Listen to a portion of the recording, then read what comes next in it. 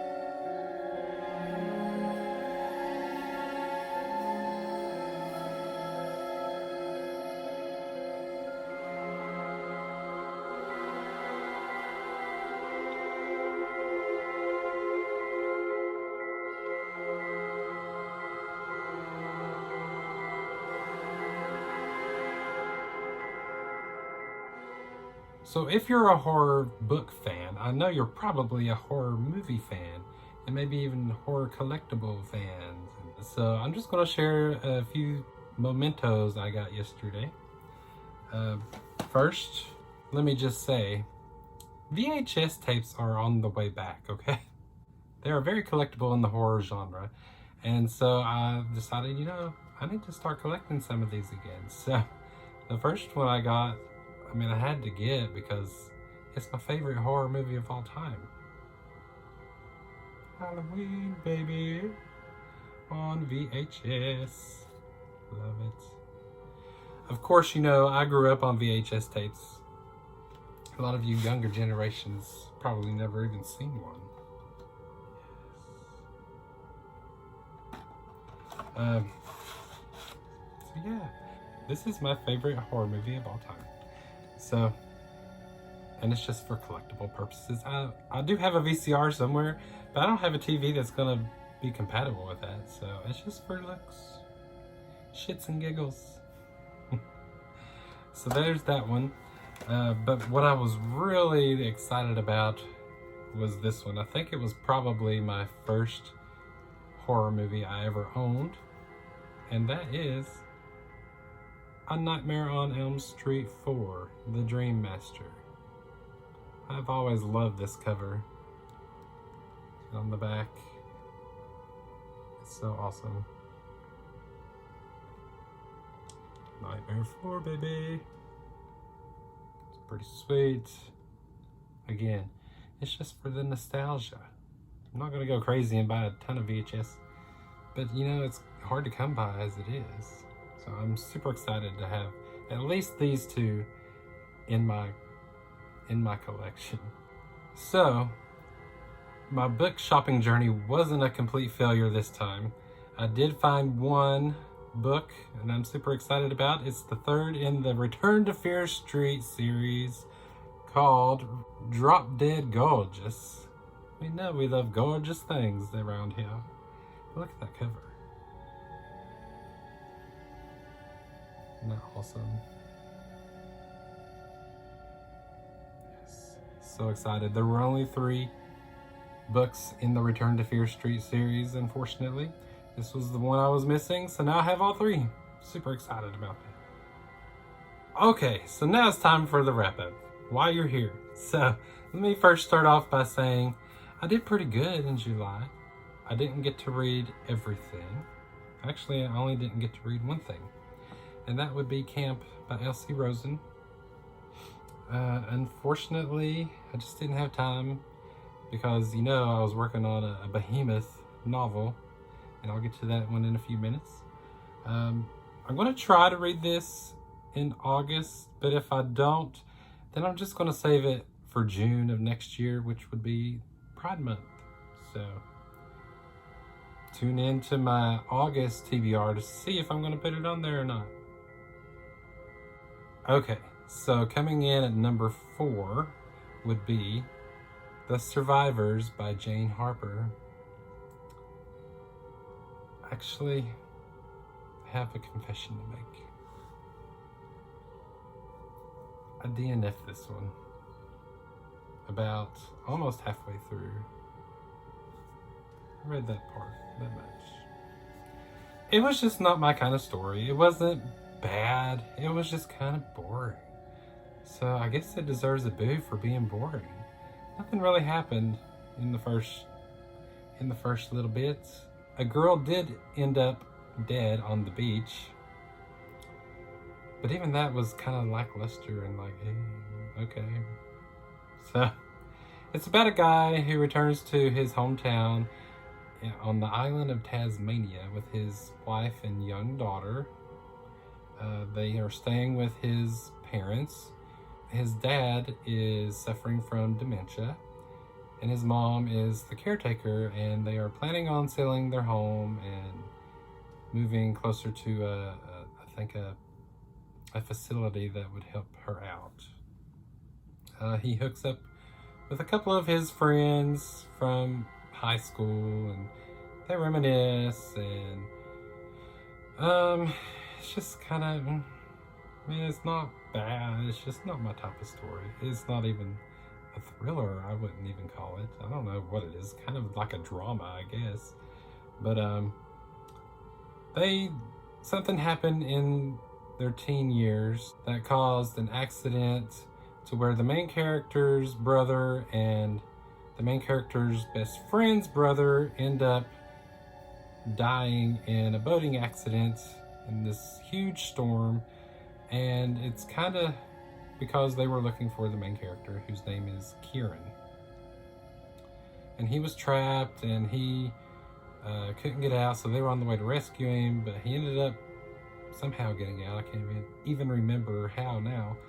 But it was like the town blamed the victim for the deaths of these characters, which I thought, well, that's kind of weird. It was totally an accident. He didn't purposefully kill anyone.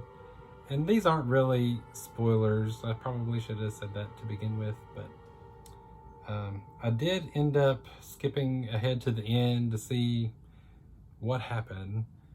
And I'm not going to spoil it for those that actually want to read this. But yeah, it's just kind of me. So unless you're just a Jane Harper fan, I probably would just skip this one. Take the next boat. So coming in at number 3 for me is one I was super disappointed by. I hate to say, Night of the Mannequins, Stephen Graham Jones. A lot of people like this story, and I just don't get it. You think it's one thing, but it's really not. It's something completely different.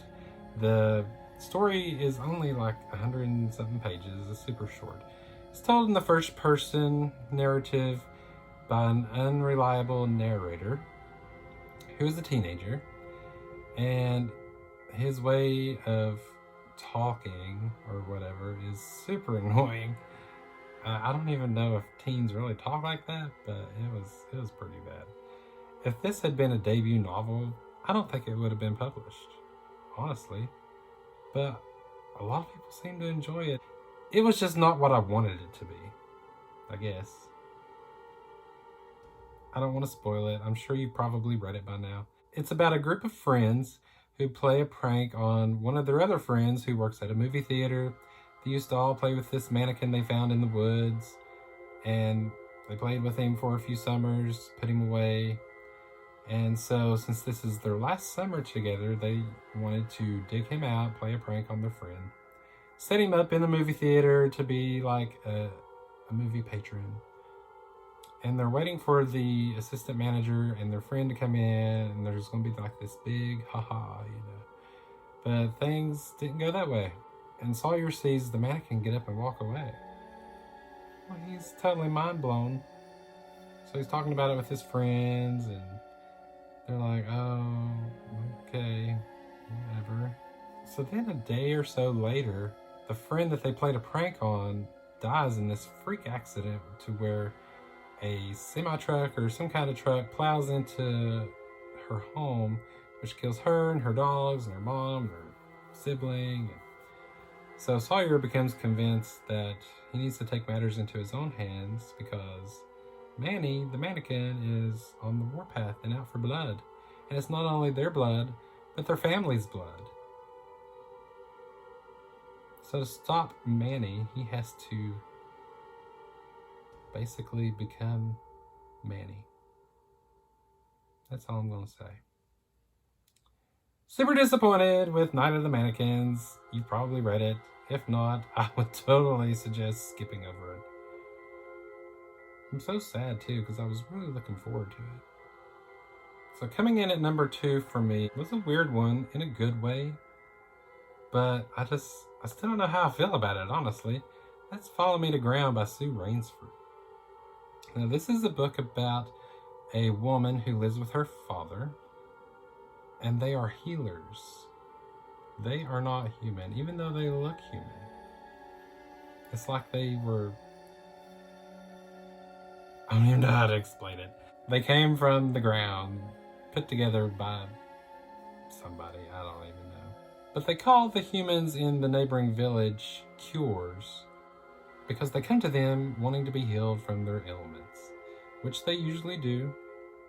And sometimes it requires them to put people actually into this special type of ground, and they can stay there for as long as it takes.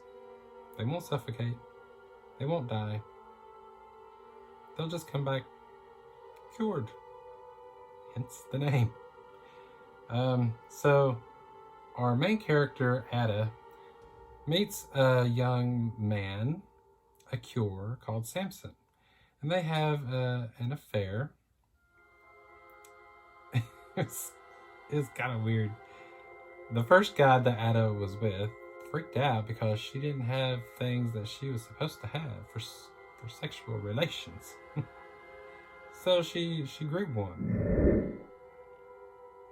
Okay, but she meets him. She doesn't really fall in love with him, I don't think, but she does have feelings for him as much as she can since she's not human.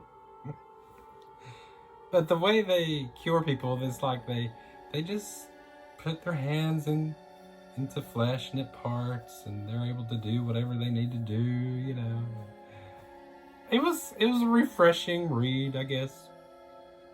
I still don't know how I feel about it. The ending,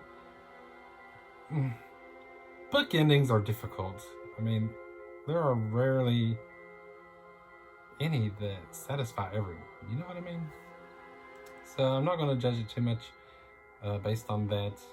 But I will say I thought it could have been extended because we wait and we wait to see what happens to Samson. And once it gets to that point, it's like, okay, well, what else happens? I don't know. It was okay. It was worth the read. It was super short, I guess. The formatting of the dialogue, you know how most of the time when people are speaking in books, there's quotation marks. There were no quotation marks in this. It was just kind of a dash and then what they say, and a dash and what they say. There's so many different types of styles out there. But for a debut novel, I thought it was pretty good, I guess. I probably wouldn't read it again, though. So, follow me to ground. Okay, so that brings me to the #1 book for this month that I read. I've been reading this one for over a month. I started it in June. I only got a little bit into it, maybe less than 200 pages, I think. But that is The Living Dead by George A. Romero and Daniel Kraus. Oh, Lord Jesus. I'm telling you what, this was a struggle to get through. It wasn't that it was bad, it was just that it was so long, and you know, I'm just not a big fan of long-ass books, and this was a monster. 635 pages, actually, is where the story ended, but there was a 15-page commentary from Daniel Kraus about the story, about how he became involved. So if you don't know, George A. Romero is the director of the Living Dead movies, Night of the Living Dead, Dawn of the Dead, etc. He had been working on a novel for years and years and years. I don't know exactly when he started writing this book, but I think the first 200 pages or so are from George, and they were really good. Unfortunately, he died in 2017, so this was left unfinished. George and Daniel had a mutual friend named Chris, who was George's agent, and he reached out to Daniel because they grew up together, and they wanted him to finish the story. Okay, great. So as you know, this is a zombie apocalypse story, a brand new retelling of it. It's told in 5 different points of view, 5 different storylines, which is cool. They spend the first half of the book delving into each storyline and how they all experience this new zombie apocalypse. I think around the 250 or 300 mark was all George, because after that it became very jarring when Daniel took over. Not because it was bad. He had the same exact descriptions, you know, the way an author will just dive into every little detail. They both did that. But the way the characters spoke, their author voices were pretty different. It was very jarring. I actually had to put it down at the halfway point so I could get a grip on the change. It was pretty different. So I put it down halfway through. I read Night of the Mannequins. I read Follow Me to Ground. I read half of The Survivors. And then I came back to it. And once I came back to it, knowing, you know, what to expect, it was pretty good. I got back into it, and I actually finished reading this last night at 11:45 p.m. So just under the deadline. So it's a zombie apocalypse story. You know exactly what it is. The first 400 pages takes place in like a 2-week span, and then it jumps forward 11 years to Act 2, which is very, very short and only told in one perspective. And then it jumps ahead another 4 years. So the last 200 and something pages are actually 15 years after the outbreak of the zombie apocalypse, which is fun. The surviving characters from each storyline are brought together, and they work together in this little community where they're trying to make a new start for humanity. There is something that happens towards the end of it, which I thought was pretty cool. But then it was like, well, what was the point of that? Nothing ever came of it. It's like, okay, that's awesome. Why didn't you just end it with that? But whatever. One thing I really did like about this was that in certain chapters, wasn't a lot, but just enough, you get perspectives from the zombies. And it's told in the second person, which is very, very extremely rare. Which means instead of he or she for third person or I in the first person, you get you. You wake up and you feel this, and you sort of remember your life, but not really. You are so hungry and blah, blah, blah. Those chapters were excellent. I thought that was so unique, so original. Like I said, it's not a bad book. It's just so long. And there are a lot of people that say it's too woke, it's too political, but that's just kind of the world we live in now, you know. You need to be woke to a certain degree, right? We're all human, even the zombies. We can be one, if we tried. But anyway, if you're a George A. Romero fan, if you're a zombie apocalypse fan, if big books don't intimidate you, then I would suggest reading it. It was really good. I think George, I could be wrong on this. Maybe Daniel wrote more than I thought. But the first half of the book, not even, where George was writing it, it was excellent. I thought it was Stephen King level, you know. So, The Living Dead by George A. Romero and Daniel Kraus. So that's it. July is over. Can you believe August is here already? This year is just flying by. But we're going to be in the Halloween season soon, and we all love spooky season. So be sure to hit subscribe, murder that like button, leave me a comment down below. Let me know if you read any of these, what you thought about them. I'd be interested to hear. Hopefully I'm not the only one that didn't like Night of the Mannequins. I really wish it had been what I thought it was going to be. But anyway, thanks for tuning in. Come back and see me next time. And until then, keep turning those pages. Bye.